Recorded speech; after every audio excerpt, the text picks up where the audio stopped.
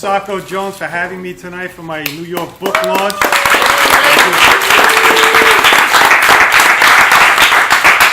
A couple of people said, why are you doing a book signing in a comic book store? Well, I'm a comic geek since I'm about 3 years old, and most of my favorite writers write comics besides novels, so I just love being around comics because they continue to inspire me.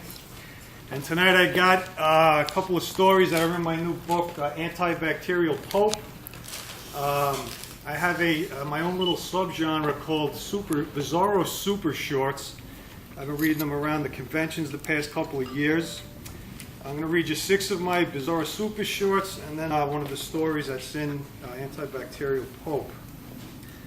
So this first piece tonight is called Barmate. I was thrilled when the shapely blonde sat next to me at the bar. My drink was ruined when a head exploded, and I knew it was going to be a long night.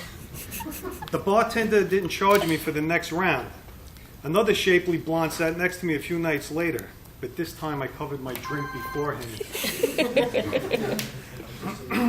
Second story tonight is called Zombie Apocalypse. It only took 3 weeks for the virus to spread across the globe. Most of mankind fell victim to the cannibalistic cadavers within a month. Me, I've always enjoyed the taste of human flesh, so I fit right in. Third story tonight is called Woody. When I woke up from my lunchtime nap, someone had stolen all my clothes. I found a tube of super glue sitting on a pile of 2x4s and proceeded to affix the planks to my body. Being there was no saw handy, it's been difficult walking through doorways, but everyone in the lumber department thinks I look sexy. Here's one called Restrained Jubilation. Although Harold Robinson wasn't a gay man, he thought of his 8th grade shop teacher, Mr. Riggs, as he laid into his wife.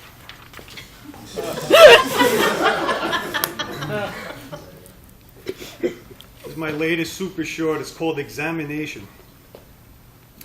I removed my clothes and waited impatiently for the doctor. He arrived after 20 minutes and made me stand a few feet away from the eye chart. Read the 4th line from the top. I couldn't make out a single letter. Everything's so blurry. The doctor spun me around and bent me over, my ass now facing the chart. Try it now. E-F-C-Y-L-A-X-E. Very good, he said. I dressed and went home. Final super short tonight is called Hustler, which is my first attempt at a science fiction story. Leroy Washington III cloned himself so he could watch his bitches on every corner.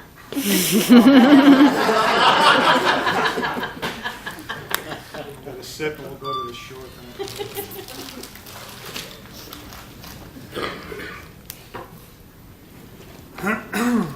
This is a story that's in Antibacterial Pope. It's called What Gramps Was Trying to Teach Me. And the story about the grandfather drawing is actually true. It's about my real Gramps. But here's what Gramps was trying to teach me. When I was a kid, my grandfather would sit with us each Sunday at the dining room table after we ate, telling jokes and providing entertainment while the coffee perked. He would also take my pen and paper and sketch the same thing week after week. A pointed but neatly done image of a mummy chasing a naked lady, her arms and legs strategically positioned to cover her private parts. All my cousins laughed when Grandma would yell at him, although she laughed too. I wanted to be able to draw as neatly as Gramps did, but my own style was too round and sloppy, making my creations look undeniably like the work of a child. And as a child, the thought of monsters chasing naked ladies fascinated me. Monsters were the coolest thing in the world, even if that world was only my imagination. Naked ladies also existed exclusively in a child's imagination, unless you were fortunate enough, or unfortunate, depending on how you looked at it, to stumble upon your father's stack of Playboys that were usually hidden in the closet or under the bed. I found that sacred stack a few times, and although I thought the sight of unclothed women was appealing, I was disturbed by the absence of the mummy. Those photo layouts always seemed incomplete, empty, stale. But that was the mid-'70s. Parties, drugs, half-drunk grandfathers, great times, even if you weren't old enough to enjoy most of what was going on.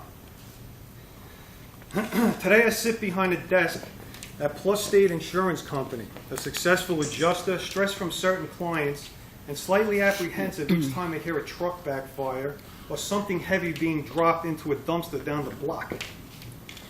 The nightly reports of suitcase nukes and dirty bombs is unsettling when you work in Manhattan.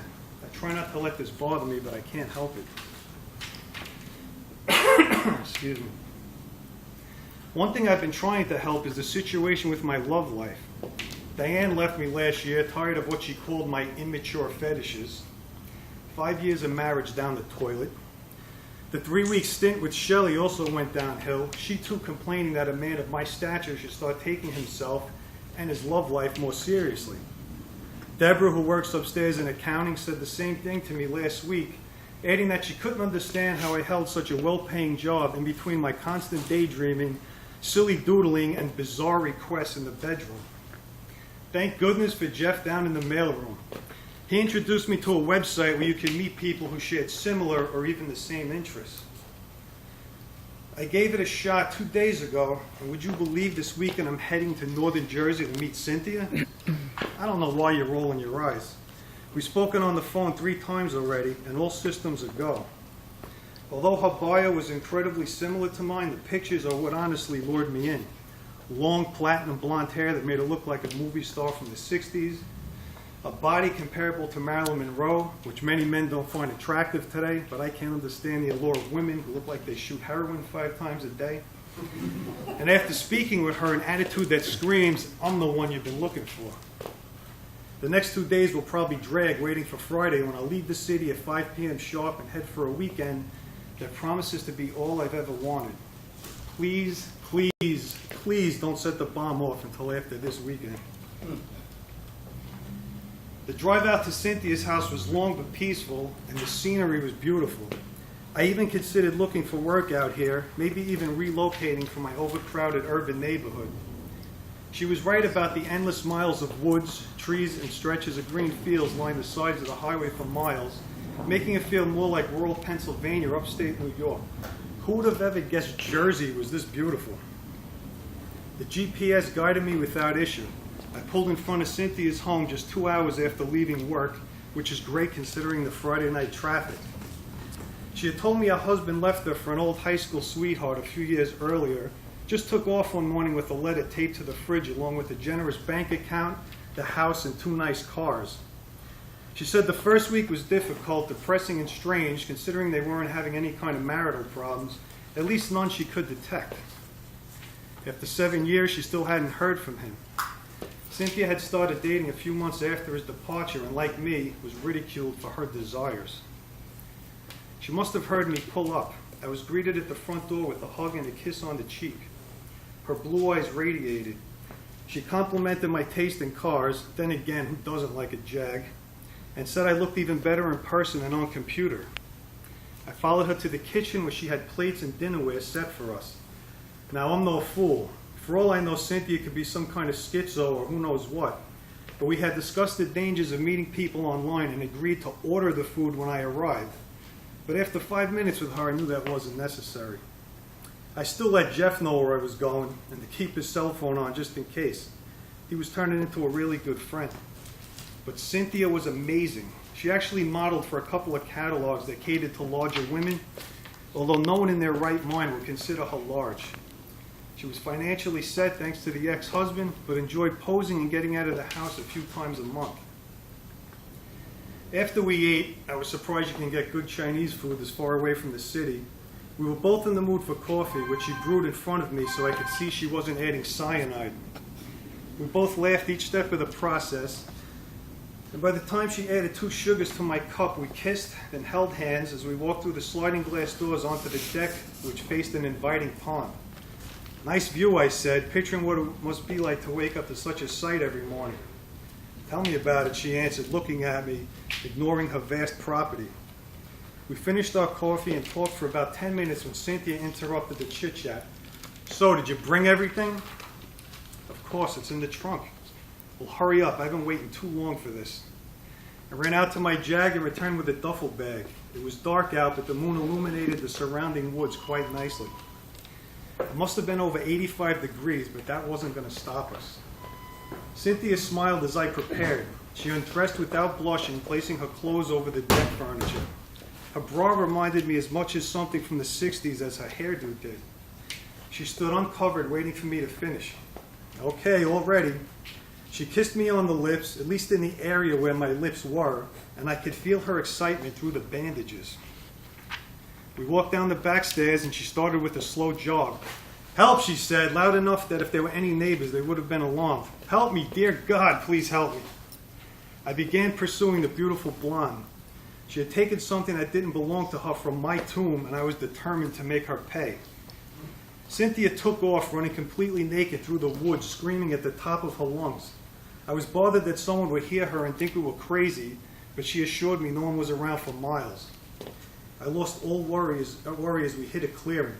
I had become the mummy of my daydreams.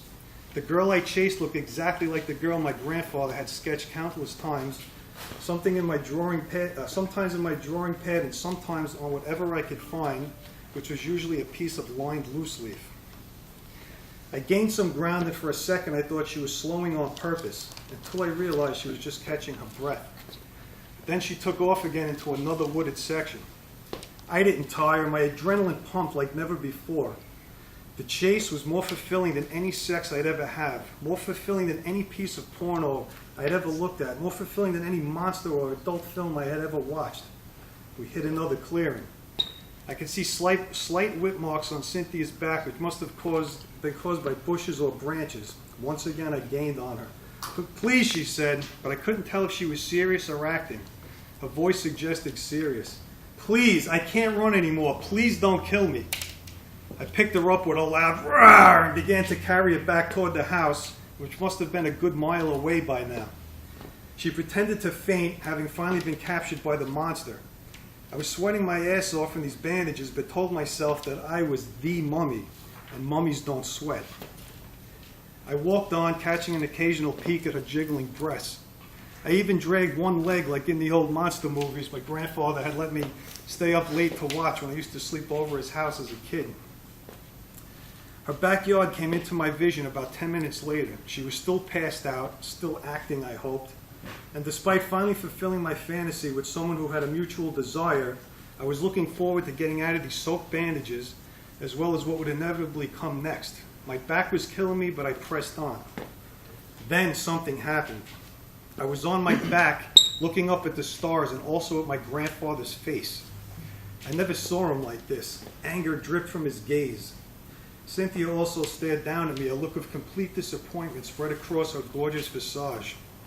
How many times do I have to tell you, Gramps said, shaking a steak knife at me. Don't you know Dracula carries the girl off? But the mummy's a killer. His tomb has been violated. He doesn't waste any time with the carrying. What's the matter with you? But Gramps, don't but Gramps me. Didn't you realize I never drew what the mummy does next because your grandmother would have killed me? Despite his breath hitting my face, despite the moon glaring off the moisture in his eyes, I realized my grandfather had died back in 1991. My body froze, making it hard to pull the bandages from my face. Not so fast, my grandfather said, kicking my hands away. But Gramps, you're dead, he said. Do I look like I'm dead? And then he disappeared, melted into the surrounding trees. Cynthia cried, walking back up the stairs to her deck. What's wrong, I asked. You promised. You said you were going to be the mummy. I stood wondering if she saw Gramps too, or if I had just hallucinated. But you're not. You're just like all the rest of them. Damn this heat. I got back into character, dragging my leg as I limped toward her, both arms raised forward. A smile returned to her face. I began to see what my late Gramps was trying to say in his drawings. She darted back into the woods. Had I really seen and heard from my grandfather after all these years? The musky smell of Old Spice suggested yes. Regardless, be assured, when I catch the girl this time, things will be different.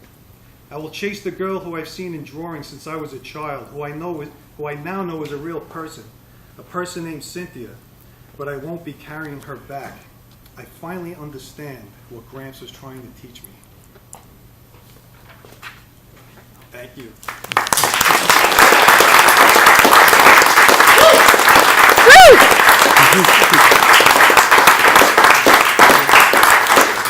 Thanks again, everybody, and I hope you take care of Comic Book Jones. Buy some cool stuff.